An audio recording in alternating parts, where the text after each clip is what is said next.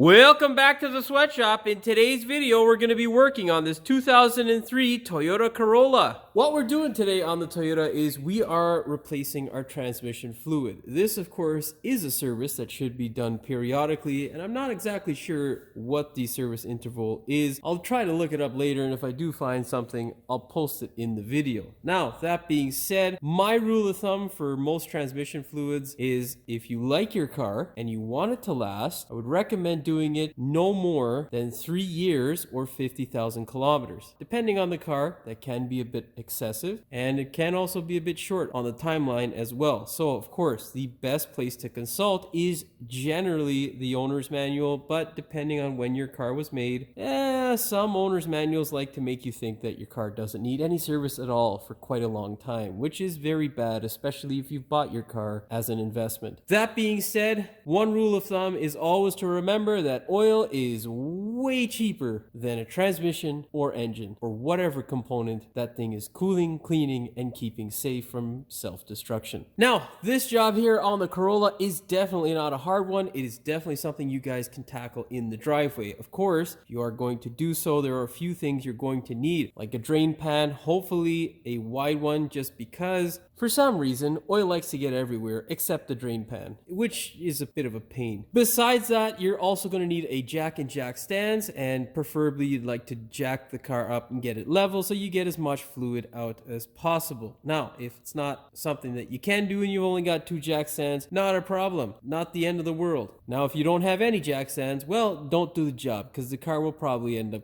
kissing you in ways you don't want to be kissed. That being said, if you are going to get fluid, I recommend getting the dealer fluid. Don't mess around with aftermarket fluids unless you are 100% sure and 100% confident in the parts guy that you're buying the fluid from, because for the cost of the fluid at the dealership, you're not going to save much more in the aftermarket world, and the guesswork is taken out of the equation. I can't tell you how many times I've had people just get something over the counter at their local big box store or parts store, and then they end up screwing up whatever the component is that was supposed to have another oil that they didn't want to buy from the dealership in the first place, which will cost you quite a bit in regards to a transmission. So don't make that mistake. Don't give yourself a headache. Just buy the dealership oil. When you're doing a drain and fill on the transmission of a Toyota Corolla, you're generally looking at between 3 to 3.5 liters, but it's always good to have more. So I recommend, if you don't feel comfortable with 4, get 5, because you can always return it. They're not gonna,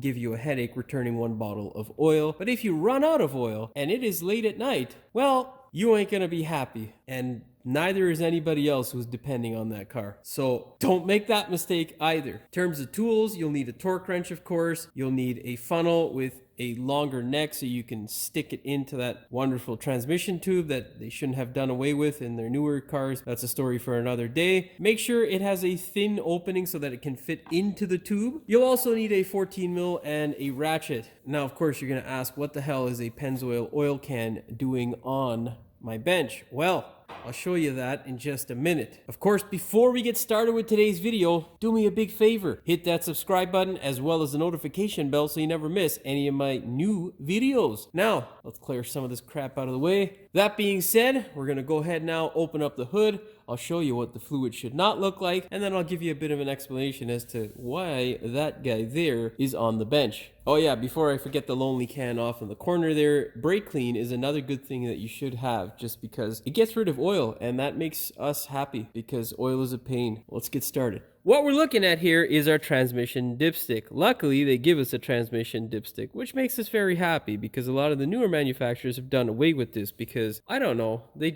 feel that they're smart, and, well, they're not. This here is, of course, in the proximity of our intake and battery. What you need to do is pull this little lock tab away from our dipstick and pull it out. Now you can see here that our fluid, which is supposed to be a nice bright red, well, it's rather dark and kind of like a brownish pukish color. So that is what you don't want. And you want to go ahead and maintain the car long before you get to this point. But this is a perfect example of what not to have on your dipstick. Couple things to note here. You can see what our level is at the cool section and what it is at the hot section. This isn't really an accurate representation of what the level usually is. What I like to do whenever filling it up, because as it fills up and it's sucking it down into the transmission, it's going to get warm. When it does get warm, you want to fill it to that second last from the top notch right here. That sounds kind of confusing. What you want to do is fill it to this notch here, because that way when it actually does get hot, it won't pass this notch there. Now, what I like to do is, before I go ahead and drain out the fluid, is I like to check to see how much fluid is in the system. Now, I've already done this, but in case you're not sure, how you do this is you start the car up, you let it come down to idle. It can warm up a bit, but as long as it is at idle and you have this thing in park on a level surface, you can go ahead, pull your dipstick out, and that will be the reading of your transmission fluid. Now, why do I have that bucket? Well, if you're attempting this, chances are you might do your own oil changes. And if you do, hopefully you have a container that has a graduation on the side, which will tell you how many liters are in the particular bucket that you're draining into. Hopefully you see where I'm going with this by now. If you don't, well,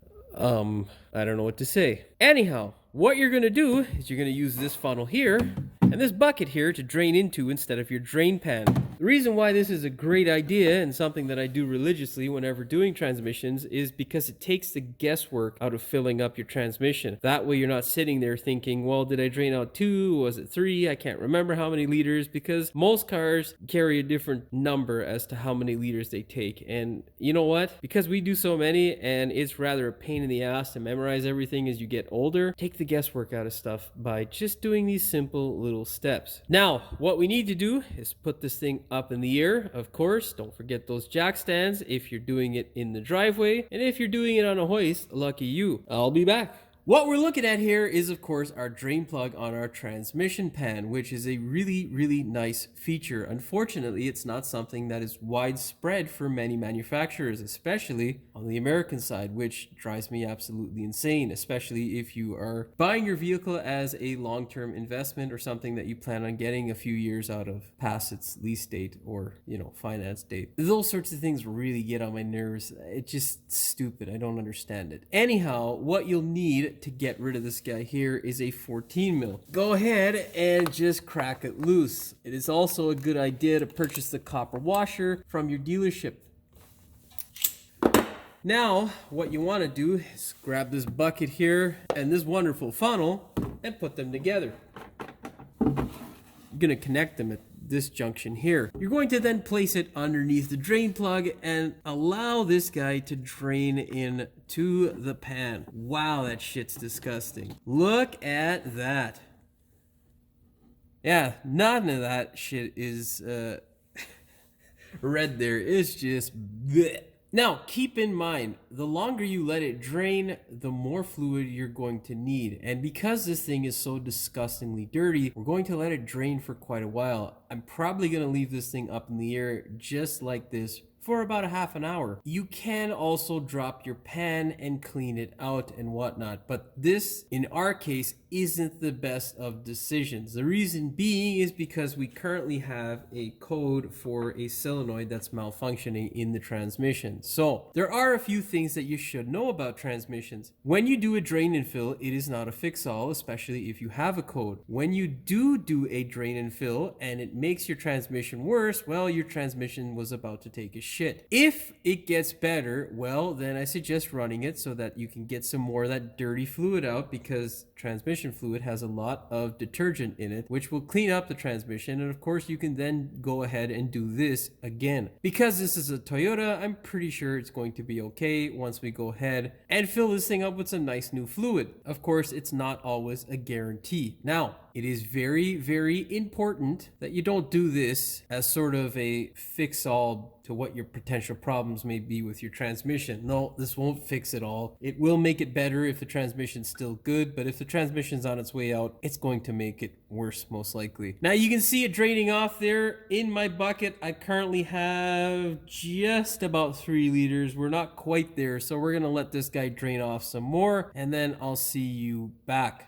Now, as we let it drain, one other thing I'm going to tell you, if you are going to drain your transmission by taking off the pan, it's not a terrible idea. I'm pretty sure there is a serviceable filter in there, although I'm not sure depending on the model, of course. I'm not some Toyota guru, so I don't know. Some of the transmissions from Japan that are kind of like this, and I'm talking about all Japanese manufacturers, they sometimes don't have a filter that's serviceable. So definitely check with your manufacturer or the dealer based on the VIN number that you have. That'll tell you whether there is a filter in here. Also, sometimes there's a gasket. Most times on the newer transmission, it's just silicone. And then in regards to these bolts here, you don't necessarily have to replace them. But if you are in the Rust Belt, it may be a really good decision to just buy the bolts from the dealership depending upon how expensive they are. Because even though some of them may look good, unless you inspect every single one of them, you don't want to end up in a situation where you're having to dig through a bucket of bolts in order to get one of these guys. And they're usually not very expensive. So do yourself a favor and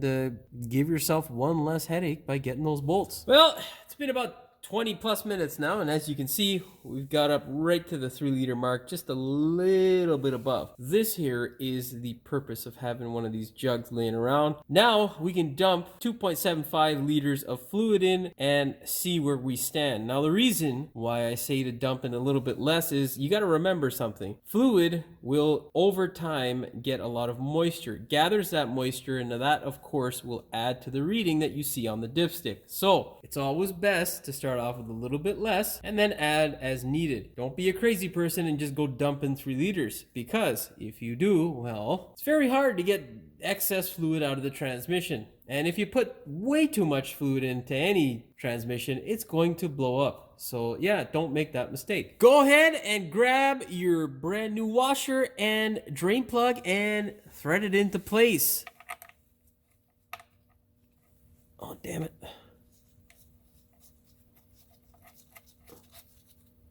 There we go. Grab your torque wrench, set it to 13 foot-pounds or 17.5 Newton meters. With a new gasket, I always like to double check it because I like to crush. Always, always, always after installation, make sure you inspect to make sure there are no leaks because, well, they can leak and nobody wants a leak. Take your rag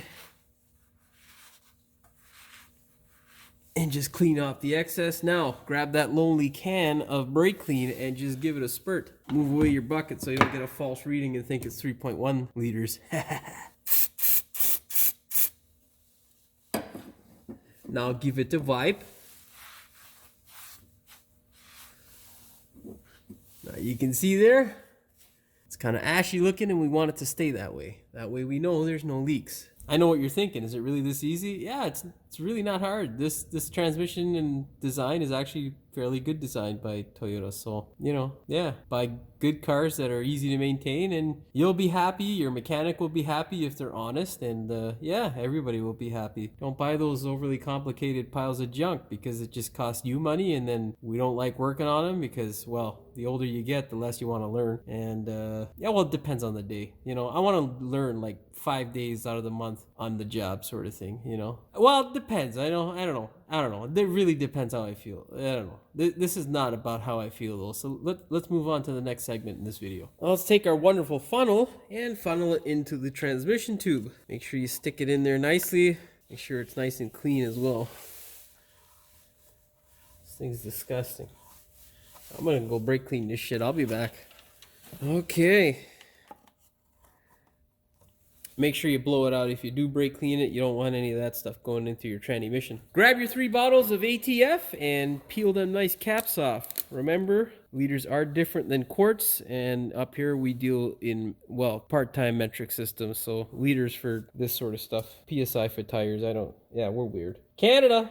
Just fill her up nice and slow. You don't want to be overly quick with the transmission fluid because it is a small opening. And what that means essentially is it will drop everywhere and burble and burp into your face, which is, it's not fun. It's not cool.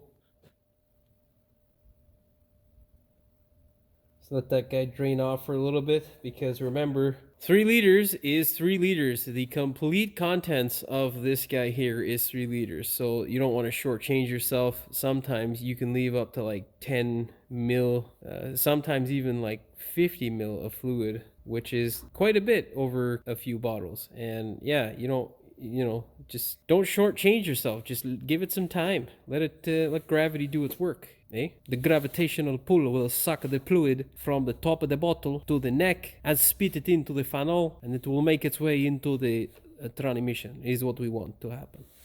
Yeah. Well, this clip now is pretty much at the end of its life. I'm going to now dump in the other bottle and then half of the last bottle, and then we'll fire this baby up and check things out and see what the deal is. I shall be back. Now, here's another tip.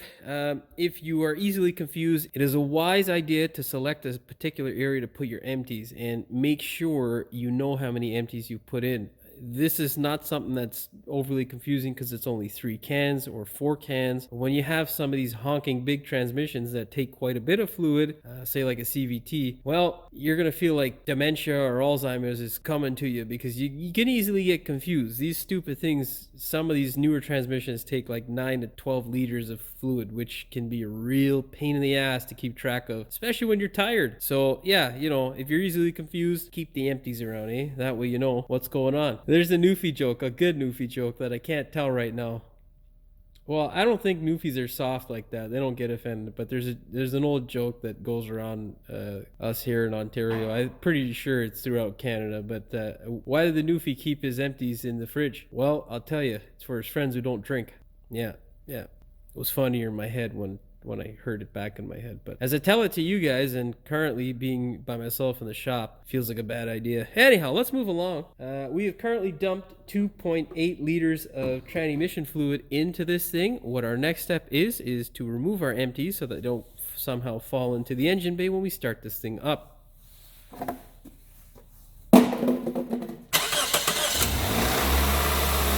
Now what we got to do is wait for this guy to come down to idle, and then we will go ahead, insert our dipstick, and check out the reading that we get. What you can do in the meanwhile is put your foot on the brake, shift this thing from park into reverse, into neutral, into drive, and then back up through the gear range into park. What you want to do is hold it in each selected mode for up to 5 seconds. That way you have the transmission pushing the oil through the solenoids and the valve body inside of itself. That'll push the air out, and then you'll get a more accurate reading. I shall be back. As you can hear, we are down at idle. So we can go ahead now and check our transmission fluid. The second thing you got to factor in is what the temperature of the engine is. Currently, it is just at around 70 degrees Celsius, which is what you want it at. You're actually supposed to check this thing at between 70 to 80 degrees Celsius in temperature. That way you know that the engine's hot enough and that you're going to get an accurate reading. You can see here just how disgusting our fluid is. It's starting to mix in with some of the crap that was in there before. Of course, it looks a little bit more red to what I can see, but I'm not sure what it looks like on camera. Currently, we are just about there where my fingernail would be, and we've got to add another, I'd say another 500 milliliters of fluid into this thing. So you can see there, even though we got 3 liters out of this thing, we're still going to have to put in just over 3 liters in order to fill it up. So it shows you how much temperature can really affect what the level of reading is that you get out of these goddamn things when checking them. So it is always important to check it at the right temperature, because if you check it at the wrong temperature, you're gonna get a false reading. I hope that made sense. One other thing that I forgot to mention also, I think in the previous clip, was that there is also a number 2 and low gear. I would go through those gears as well and hold them each for 5 seconds. I don't think they share different solenoid, but I'm not 100% sure. Doesn't hurt it to put it into gear anyhow. So put them through all the gears and hold it in each selection for 5 seconds. Now we're currently at about 85 degrees, and we've added another 500 milliliters. So let's see where this guy's at. Now, you can see there, we're basically at the second line here, and that's exactly where you want to be, because as it actually gets hot, it's going to get up to this region here. Of course, you can take the thing for a test drive to confirm that it's there, but you don't want it too much above that. It'll just be too much transmission fluid. And as you can see, the color has drastically changed in comparison to what it looked like on its way out. Now, of course, once you take it for a test drive, it's going to look dirty again in comparison to what it looks like now, but rest assured, it has made a difference, and it is definitely worthwhile changing out your transmission fluid. That being said, there are two things left to do. We've got to put this thing up in the air, make sure it's not leaking, and of course, take it for a test drive. As you can see, we don't have any leaks. That's a thumbs up for me. Can't really get my thumb in there, which kind of makes that whole scene stupid. Anyhow, well, that's pretty much it for this one. I mean, there's not really much else for me to tell you other than take the thing for a test drive, make sure there are no issues that tissues just won't solve in Toyota Corolla land, and that all seems well. Whenever changing out your transmission fluid, what you're looking for is basically the transmission to shift a bit smoother than it usually does. Of course, because it's going to operate much nicer than it usually does, because it doesn't have to push all that filthy fluid through its valve body, which of course is the most terrible thing for a transmission. Just remember, there are two things that kill a transmission. It is heat and lack of lubrication. And with dirty fluid, you get both of those things. The reason being is because you have fluid that has water in it from just years of condensation draining back into the fluid. And then you also have metal from your clutches, which of course retains quite a bit more heat. So make sure you maintain your transmission to ensure that you get many, many, many wonderful Toyota years out of this thing. That being said, of course, you know the drill. Hopefully you found the video entertaining as well as informative. If you did, please like, share, and subscribe. Don't forget to hit the notification bell so you never miss one of my new videos. And as always, thanks for watching. We will see you in the next one. Welcome back to the sweatshop. Fucking thing, stop hopping around. Now, you're going to ask you, what we're looking at here is obviously our transmission dipstick. And this here is our engine intake and battery. That way you know that you... I don't know what the fuck I just said there. In order to pull it out. What I like to do is before I go ahead and drain out... Oh, fuck. Let's put this damn thing up in the air now. Fuck, I can't think of anything else to say. I know what they're going to say. Well, you say too much, Jimmy. Just shut up, do the job. Yeah, let's put this shit up in the air. Okay. We are, of course, looking at our drain pan drain plug on our transmission, which is a brilliant idea. Who would have thought? Unfortunately, our American friends there, Chrysler, GM, Ford, don't seem to understand the importance of a drain plug on most of their transmissions, especially from this era, which is rather annoying. Anyhow, luckily, Toyota is not stupid, and most of the Japanese manufacturers are stupid. Anyhow, I'm gonna cut this shit. It's just knocking motherfuckers too much. I feel like I'm missing something, but I can't fucking remember. Anyhow, grab your 3 bottles of 8... Gotta be closer, Jimmy. Otherwise, it's gonna sound weird. It is a wise idea to select. What the fuck? It also works for beer, and that tells you how much your friends are drinking. Oh shit! This car smells like an ashtray, mate. As you can hear, it's finally down at idle, but. There is no buts. I don't know the fuck I said before. It's so stupid. The fuck am I saying? I can't remember what I'm saying now. Fuck. One other thing that I forgot to mention is on the fuck. Oh, fuck. I gotta get a pointer. You can basically see there we are at that. Oh, it's hard to do on camera. Fuck. You can basically see there we're right here at this level for the hot mark. That's what you want. We're slightly over, which is fine. I don't really care. That's not fucking slightly over, Jimmy. It's fine. Shut up. We'll do this shit over again. Well, that's a thumbs up for me. Verification, baby. We ain't got no leaks. That sounds so stupid. Laden with all sorts of medical, Jesus Christ. Medical particles. Wow, Jimmy. Transmission, if you want many Toyota years to come out of this thing. What? Do yourself a favor, make sure you maintain your transmission if you want many years of Toyota transmission fun in your life. That sounds fucking weird.